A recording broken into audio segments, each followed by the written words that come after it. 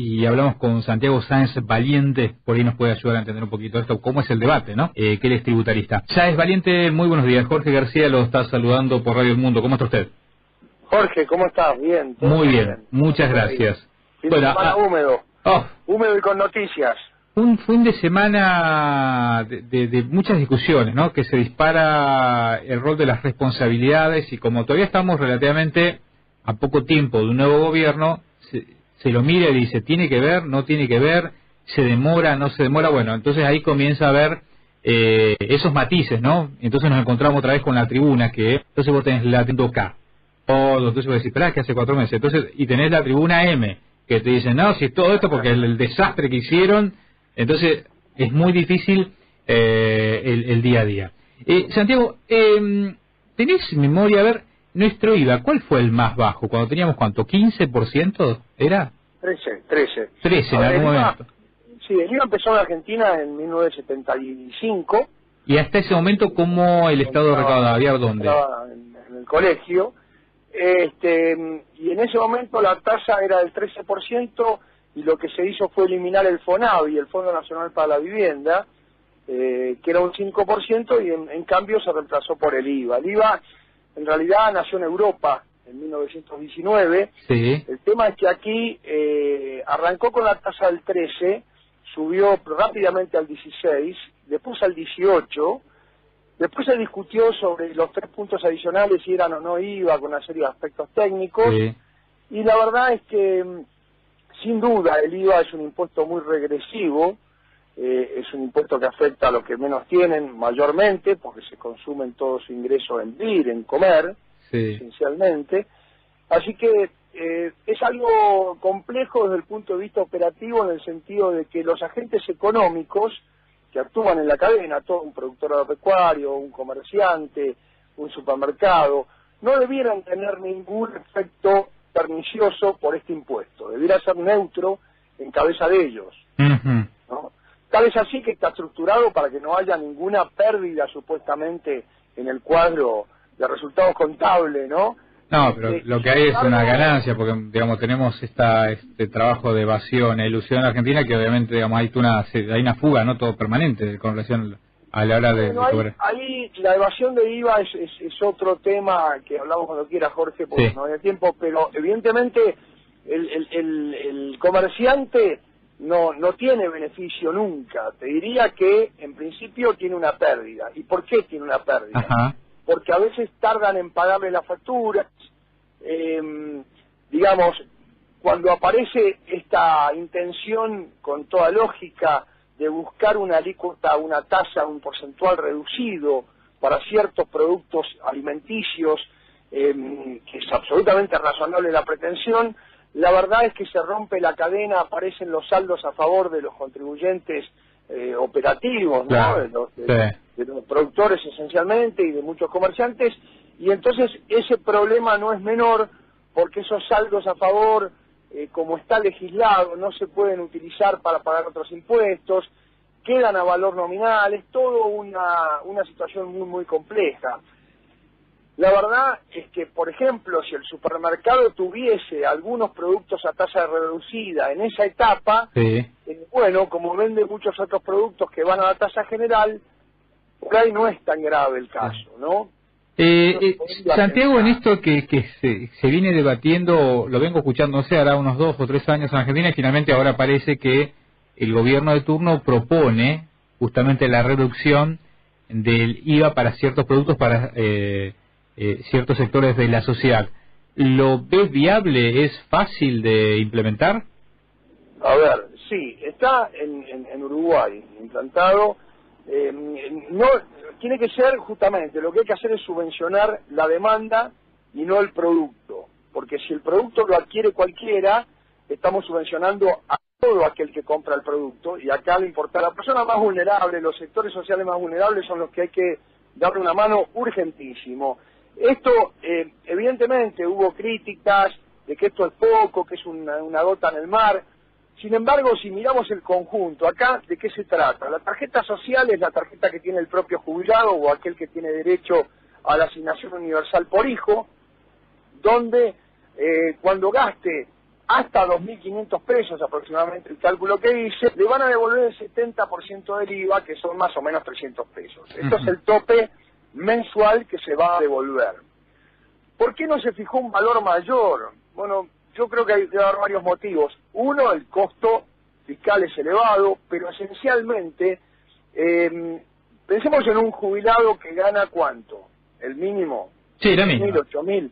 Sí. Bueno, más o menos el producto de la canasta básica capaz que gasta 4.000.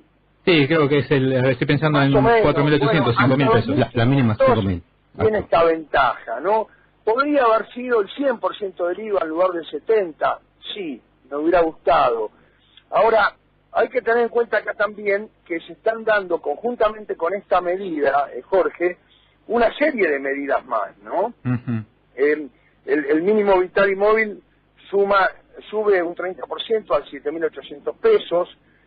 Ya salió el decreto de los 500 pesos que se van a dar, que vos mencionaste por única vez, para dar tiempo a que surja la ley en el Congreso, se apruebe por el tema de la canasta básica.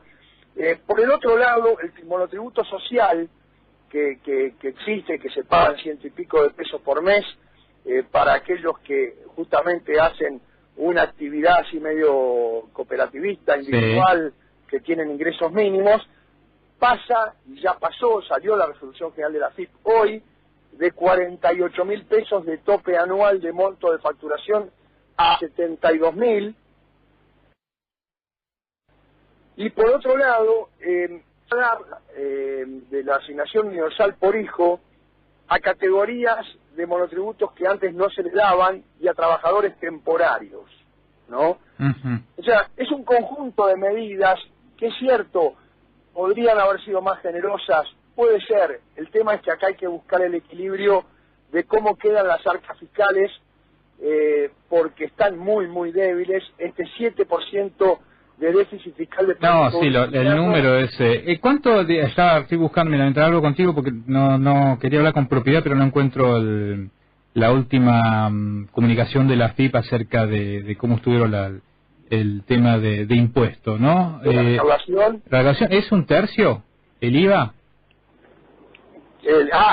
La recaudación sobre el total, sí, más o menos es un tercio y un poquito más también. El tema es el impuesto... que vos donde tocás